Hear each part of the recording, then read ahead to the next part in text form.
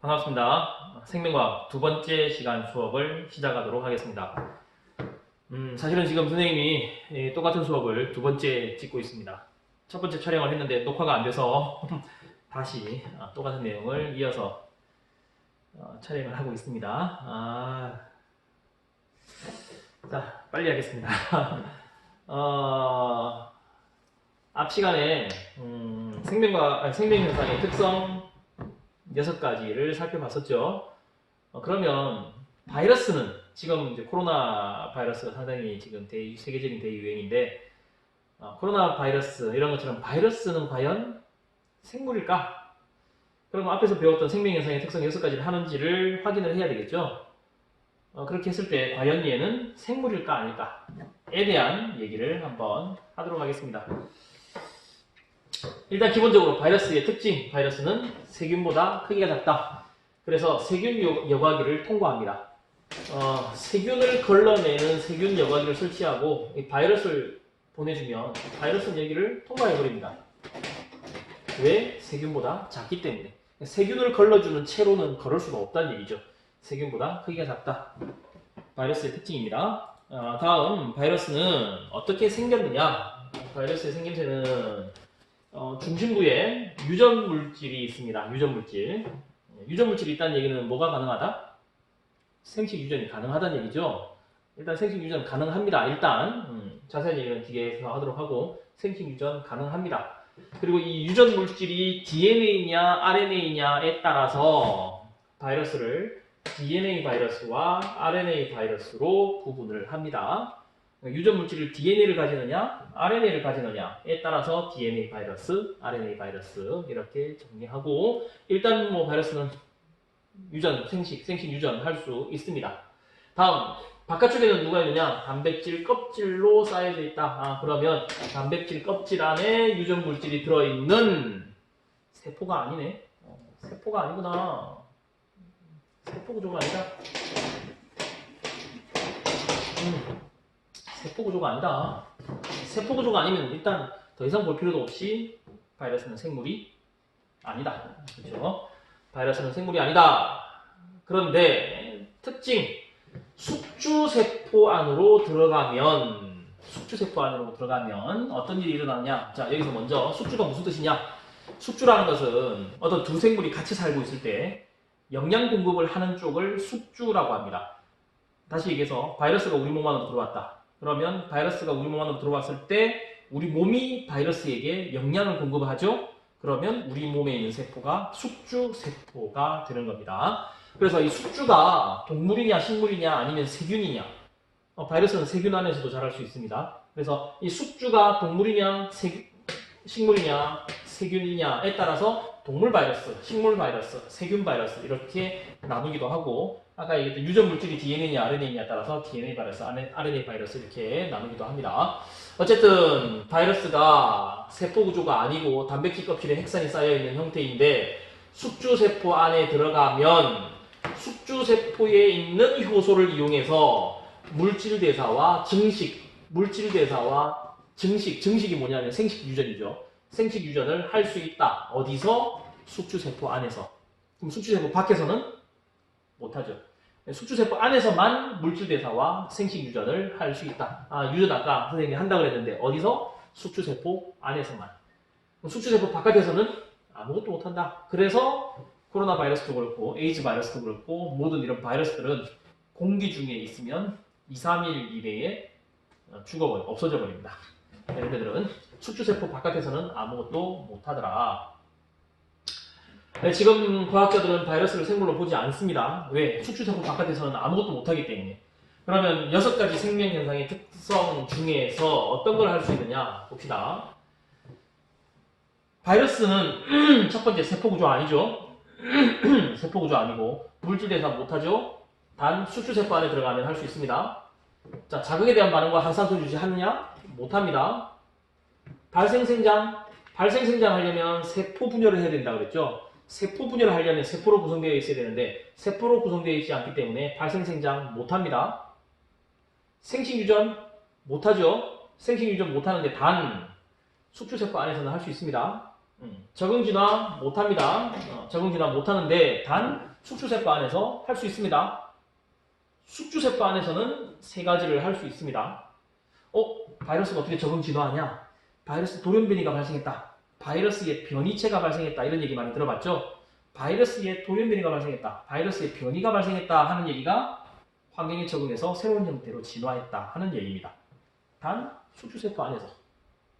그러면 바이러스는 이런 6가지 생명현상의 특성 중에 3가지를 할 수도 있습니다. 물론 숙주세포 아니지만 어쨌든 할 수도 있습니다. 그러면 과연 얘를 생물로 볼 수 있느냐? 볼 수 없다는 얘기죠. 앞 시간에 1강 때 얘기한 것처럼 이 6가지 특징 중에 6가지를 만족시켜야 생물이라고 합니다. 그런데 6가지 중에 지금 많이 쳐줘도 3개 정도밖에 안 되기 때문에 얘는 생물이라고 볼 수 없다. 그나마 이 할 수 있다는 3개도 숙주세포 안에서만 할 수 있더라. 숙주세포 바깥에서는 6가지 전부 다 못합니다. 그래서 바이러스는 일단 세포구조가 아니고 단백질 껍질 안에 유전물질이 들어있는 구조로 되어 있으며 생물적인 특징은 숙주세포 안에서 물질대사, 생식유전, 적응진화를 할 수 있다. 숙주세포 안에서 이것을 할 수 있는 것은 생물적 특징이다. 그렇지만 세포구조가 아니고 숙주세포 밖에서는 이런 것들을 아무것도 못하더라. 그러니 결론은 얘는 생물이 아니다. 생물적인 특징이 있긴 하지만 생물은 아니다 라고 정리를 하시면 되겠습니다. 이게 바이러스에 대한 특징이었습니다. 그러면 산호라는 것 한번 본 사람들 있을까요? 산호? 바닷속에 있는 건데 마치 돌덩어리, 바위처럼 그냥 돌덩어리, 바위에 붙어서 움직이지도 않고 가만히 있는, 그냥 보기에는 돌덩어리처럼 보입니다. 얘는 생물이냐 아니냐 알고 싶으면 생명현상의 특성 6가지를 만족하는지를 찾아보면 되겠죠. 결론부터 얘기를 하면 산호는 생명현상의 특성 6가지를 다 만족합니다. 세포로도 돼 있고 물질대사도 하고 발생생장도 하고 적응과 항상성 유지도 하고 그 다음에 생식유전, 적응과 진화 모두 다 합니다. 그래서 생물인지 생물이 아닌지 알고 싶으면 생명현상의 특성 6가지를 하는지 나타내는지 않는지 그것을 확인하면 된다 하는 얘기입니다. 자, 다음 소단원 2단원, 작은 단원 2단원입니다. 생명과학은 어떤 학문이냐? 생명과학이 어떤 학문이냐를 한번 알아보겠습니다. 생명과학은 일단 생물의 형태와 살아가는 과정, 생물과 생물 사이의 관계, 생물과 환경의 관계 이런 것들을 연구하고, 그래서 아주 작게는 분자에서부터 세포, 조직, 기관계, 개체, 생태계, 지구 위의 모든 생물을 포함하는 생물권에 이르기까지, 여기부터 여기까지 모든 애들을 연구 대상으로 한다. 그런 얘기입니다. 간단하게 한번 여러분 책을 읽어보면 알 수 있을 것이고, 그 다음 생명과학이 발달하는데 어떤 일들이 있었느냐. 생명과학이 발달하기 위해서는 현미경의 발명이 아주 큰 역할을 했더라. 현미경 발견하다 보니까 세포 볼 수 있고 세균 볼 수 있고 세포 안에 있는 물질들을 볼 수 있고 그 물질들을 이용해서 약품도 만들어낼 수 있고, 그러다 보니까 세포 안에 있는 DNA도 발견하고 DNA의 구조를 찾아내고, DNA의 구조를 찾아내다 보니 DNA의 구조를 이용해서 DNA를 이제 DNA 제조합해서 다른 생명공학이 발달을 하게 되고, 그 다음에 나중에는 이제 또 인공장기들도 만들어내고, 이렇게 해서 상당한 큰 발전이 있었다 하는 얘기입니다. 그냥 가볍게 읽어보면 누구나 다 알 수 있는 얘기들이 나와 있습니다. 자, 그럼 이런 생명과학은 어떤 방식으로 탐구할 수 있느냐? 생명과학 탐구 방법 노트를 통해서 한번 보겠습니다. 생명과학을 탐구하는 방법은 무엇이 있느냐? 생명과학 탐구 방법은 크게 2가지가 있습니다. 귀납적 탐구 방법과 연역적 탐구 방법. 귀납적 탐구 방법과 연역적 탐구 방법. 귀납법, 연역법 있는데 가장 큰 차이점은 가설 설정 단계가 있느냐 없느냐 하는 겁니다. 그럼 가설이란 무엇이냐? 가설은 잠정적인 해답, 그러니까 진짜 해답이 아니라 지어낸 가짜, 임시로 만들어낸 해답을 가설이라고 합니다. 그래서 가설은 임시로 내가 만들어낸 거기 때문에 맞을 수도 있고 틀릴 수도 있고, 맞으면 오케이 좋은 일이고 틀리면 다시 가설은 세우면 되는 것이고.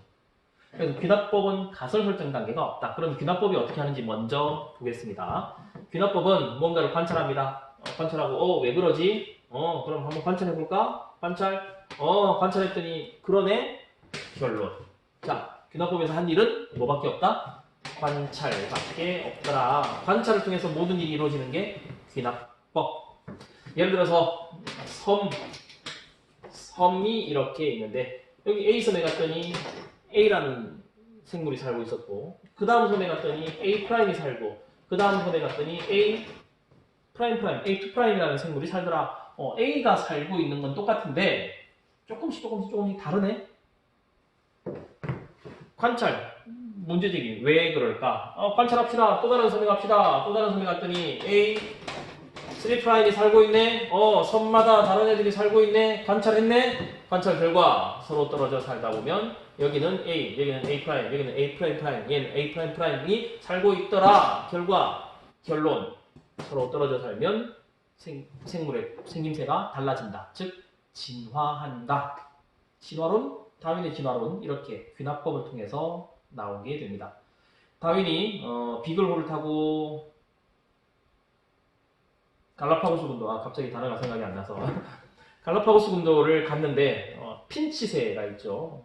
핀치새, 넷새라고도 하고 핀치새의 부리를 봤더니 다 핀치새인 것은 똑같은데 똑같은 새인데 부리 모양이 조금씩 달라. 왜 그럴까? 관찰합니다. 봤더니 먹이가 달라. 사는 곳이 다를수록 먹이가 다르더라. 먹이가 다르니까 먹이를 잘 먹기 위해서 부리의 모양이 달라졌더라. 관찰. 결론 서로 떨어져 살고 환경이 다르면 생물이 진화한다. 진화론. 귀납법으로 나옵니다. 다음 연역적 탐구 방법 봅시다. 연역법은 좀 전에 선생님이 얘기한 것처럼 가설이라는 것을 세운다고 그랬죠. 뭔가를 봅니다. 딱 보고 저거 왜 저러지? 일단 관찰에서부터 먼저 시작을 합니다. 관찰해서 저거 왜 저럴까 한 다음 이래서 이럴 거야 라고 얘기를 합니다. 예를 들어서 세균을 배양하고 있는데 제가 세균을 키우고 있었는데 어느 날 여기에 푸른 곰팡이가 생겼어요. 근데 정말 신기하게도 푸른 곰팡이가 묻은 그 주위에는 세균이 살지 않더라. 다른 곳에는 세균이 있는데 푸른 곰팡이 주위에는 세균이 살지 않더라. 그것을 보고 왜 그럴까? 가설. 푸른 곰팡이가 세균을 죽이는 물질 뭔가를 만들었을 것이다 라고 가설을 세우는 거죠. 이때 주의사항, 가설은 반드시 과학적으로 검증 가능한 형태라 해야 된다. 이게 정말 얘 때문인지 아닌지 실험으로 확인 가능해야 된다 하는 말입니다. 가설은 예를 들어서 사람이 있는데 인류 최초의 생물은 어떻게 태어났을까? 문제인식. 처음에 하나님이 만들었을 것이다. 그게 사실인지 거짓인지를 떠나서 하나님이 만들었을 것이다. 확인 가능한가요? 하나님 만나서 확인할 수도 있는 것도 아니고 그런 것은 가설이 될 수 없다는 얘기죠. 즉 과학적으로 검증 가능해야만 가설로 세울 수 있다. 자, 그러면 이제 이 푸른 곰팡이 때문에 세균이 죽었을 것이야 라는 가설을 세웠으면 확인을 해야 되겠죠. 확인하는 실험, 탐구, 설계하고 수행합니다. 실험을 탐구라고 합니다. 그래서 탐구 설계, 즉 실험 설계에서 수행을 할 때 주의할 내용. 실험을 할 때 반드시 대조실험이라는 것을 합니다. 대조실험은 뭐냐 하면은 그냥 푸른 곰팡이 떨어뜨려 놓고 세균이 잘 사는지 못 사는지 보는 게 아니라 실험을 2번은 하라는 얘기죠. 최소 2번. 무슨 얘기냐? 한쪽은 푸른 곰팡이 없이 그냥 이렇게 세균만 키우고 한쪽은 푸른 곰팡이와 세균을 같이 한번 키우고 이렇게 두 가지는 해봐야 된다는 얘기죠. 그래서 아무것도 안 하고 그냥 가만히 푸른 곰팡이 없이 그냥 가만히 놔둔 상태를 대조군. 그 다음에 내가 뭔가 인위적으로 조작을 한 쪽을 실험군. 이 경우에는 여기가 대조군, 여기가 실험군 되겠죠. 그래서 반드시 실험은 이렇게 두 가지로 해야 된다. 다이어트 약이 있는데 다이어트 약이 효과가 있는지 알고 싶으면 무조건 다이어트 약만 먹이는 게 아니라 한쪽 집단은 다이어트 약을 먹이고 한쪽 집단은 다이어트 약을 먹이지 않는 두 가지 실험 집단을 만들어서 실험을 해야 된다 하는 얘기입니다. 자, 다음 이 대조 실험을 할 때 여러 가지 요인들을 좀 주의해서 실험을 해야 되는데 그 주의할 요인들을 변인이라고 합니다. 주의할 요인을 변인이라는 용어를 쓰고 변인에는 크게 두 가지 독립변인과 종속변인. 독립변이는 누구한테 영향을 받지 않고 자유롭다는 얘기고 종속변이는 어딘가 딸려간다는 얘기죠. 그래서 독립변인 때문에 종속변인이 나타난다 이렇게 생각을 하면 되겠습니다. 그럼 독립변인 어떤 게 있냐? 독립변인의 또다시 두 가지, 조작변인과 통제변인. 조작변인은 내 마음대로 바꾸는 것을 조작변인, 통제변인은 가만히 두는 것을 통제변인. 마음대로 바꾸는 거 조작변인, 가만히 놔두는 거 통제변인. 무슨 얘기냐? 세균을 키우는데 한쪽은 세균만 키우고 한쪽은 세균의 푸른 곰팡이를 떨어뜨려서 키운다. 이때 푸른 곰팡이라고 하는 것은 내가 뭔가 임의적으로 조작을 한 거기 때문에 푸른 곰팡이는 조작변인에 해당을 하겠죠. 다음, 여기 있는 세균과 여기 있는 세균이 서로 다른 세균이면 안 되겠죠. 같은 종류의 세균이라 해야 되겠죠. 같아야 되네, 똑같아야 되네, 똑같아야 되는 거 통제변인. 그 다음에 이 두 세균을 키울 때 습도, 온도, 빛의 양, 밑에 깔려있는 배지의 종류 다 똑같아야 되겠죠. 여기나 여기나 다 똑같이 만들어줘야 되는 것, 똑같이 만드는 변인, 통제변인. 내 맘대로 바꾸는 것, 조작변인. 내 맘대로 바꾸는 조작변인, 똑같이 만드는 통제변인. 둘 다 독립변인. 누구로부터 영향을 받지 않는다는 것. 그래서 이렇게 실험을 했더니 실험 결과 푸른 곰팡이 주위에 세균이 살지 않더라. 푸른 곰팡이 주위에 세균이 살지 않는다 라고 하는 실험 결과가 종속변인. 얘들 때문에 나타난 결과, 실험 결과를 종속변인이라고 합니다. 그래서 다이어트 약이 효과가 있는지 알고 싶으면 한쪽 집단은 다이어트 약을 먹이고 한쪽 집단은 다이어트 약을 먹이지 않는데, 이때 양쪽 집단이 똑같이 해야 될 거, 운동량, 식습관, 나이대, 성별, 살아가는 환경 똑같이 만들어줘야 되겠죠. 그런 것을 통제변인. 그 다음 한쪽은 다이어트 약을 먹이고 한쪽은 다이어트 약을 먹이지 않는다. 그러면 그때 이 다이어트 약이 조작변인.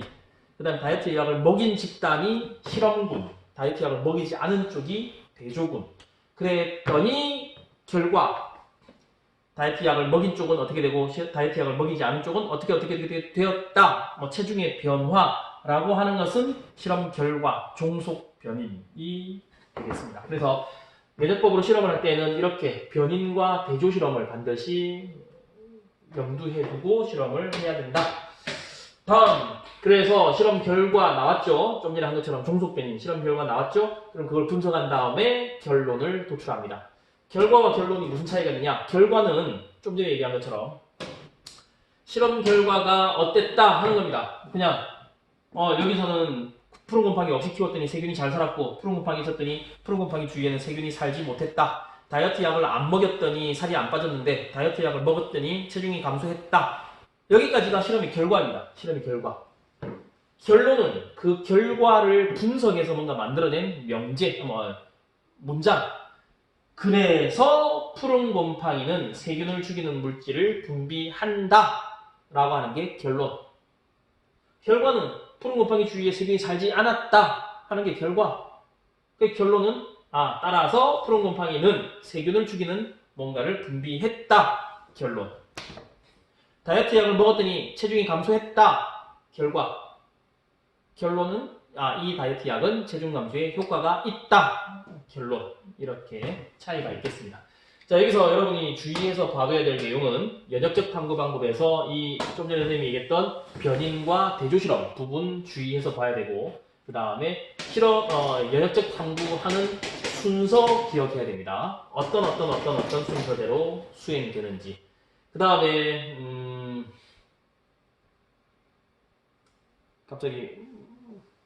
갑자기 기억이 안 나네. 무슨 말을 해야 되지? 문제로 나올 때는 보면 얘네들을 막 섞어서 줄 겁니다. 어떤 상황을 주면서 순서대로 나열하시오. 이런 식의 문제가 나오기 때문에 순서 반드시 기억을 해야 됩니다.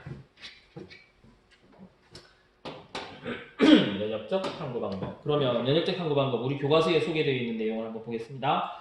자, 파스테르가 닭 콜레라를 연구하다가 공기 중에 오래 반취했던 닭 콜레라균을 접종한 닭이 닭 콜레라를 가볍게 앓고 곧 회복되는 것을 발견하였다. 이것을 토대로 닭 콜레라 예방 접종을 생각했는데, 자 봅시다. 양과 염소, 소를 똑같이 준비해서 한쪽은 백신을 주사하고 한쪽은 백신을 주사하지 않았습니다. 그럼 백신이라는 것은 조작 변인에 해당하겠죠. 예, 조작 변인. 그 다음에 여기는 조작 변인을 했고 여기는 조작 변인을 안 했으니까 이쪽 집단은 원래 집단, 이쪽 집단은 원래 있는 그대로 집단 대조균. 이쪽은 내가 뭔가 변화시킨 집단 실험군. 다음 탄저균은 똑같이 주사를 하겠죠. 통제 변이. 그 다음에 이때 양, 염소, 소의 종류와 그 다음에 이 상태, 건강 상태 이런 것들, 먹이, 그 다음에 살아가는 환경 이런 것 똑같이 만들어야 되겠죠. 그런 것도 통제 변이. 그렇게 해서 실험을 합니다. 그래서 모두 건강했다, 아니면 여기는 모두 죽었고 여기는 어떻게 했다 하는 것이 실험의 결과죠. 실험의 결과가 종속 변이. 따라서 이 백신은 탄저균 예방에 효과가 있다 또는 없다 라고 말하는 것이 결론이 되겠죠. 그럼 이 실험의 가설은 과연 무엇이었을까? 이 실험의 가설은 실험만 보면 가설을 찾을 수 있어야 됩니다. 또 거꾸로 가설을 보면 실험을 세울 수 있어야 되고. 자, 실험을 보면 백신을 주사하고 건강 상태를 확인했죠. 그럼 내가 지금 알고 싶은 것은 이 백신과 건강 상태의 관계가 궁금한 거죠. 즉 조작 변인과 종속 변인의 관계가 궁금한 거잖아요. 지금 내가. 그렇다면 가설은 분명히 이렇게 나올 겁니다. 조작 변인하면 종속 변인할 것이다. 이런 형태로 가설이 나왔겠죠. 예를 들면 이 백신을 주사하면 탄저균에 걸리지 않을 것이다. 백신을 주사하면 건강할 것이다. 이렇게 가설을 세웠을 겁니다. 그래서 실험을 보면 가설을 찾을 수 있다. 반대로 가설을 보면 실험을 설계할 수 있다. 뭐뭐 하면 뭐뭐 할 것이다. 할 때 뭐뭐 하면 하는 것이 조작 변인, 뭐뭐 할 것이다 하는 것이 종속 변인 형태로 나오게 되겠습니다.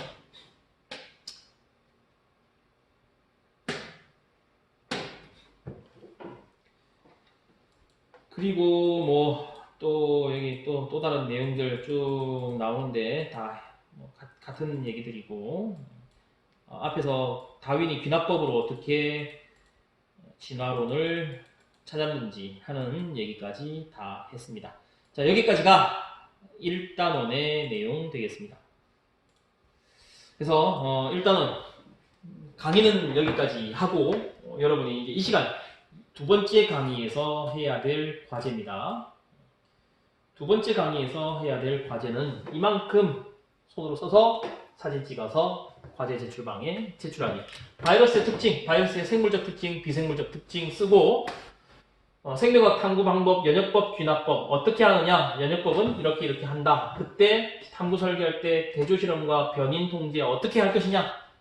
귀납적 탐구는 어떻게 일어나느냐 하는 부분을 과제방에 제출하기 바랍니다. 1강 때 선생님이 설명했다시피 강의 내용과 과제 수행이 합쳐서 1시간입니다. 강의는 들었는데 과제를 제출하지 않고 그냥 안 하는 경우는 수업 중에 나간 것과 똑같습니다. 과제를 제출해야 50분 수업 들은 것으로 인정이 됩니다. 반드시 지금 이 시간 안에 과제를 제출하기 바랍니다. 오늘 수업은 여기까지 하겠습니다. 수고했습니다.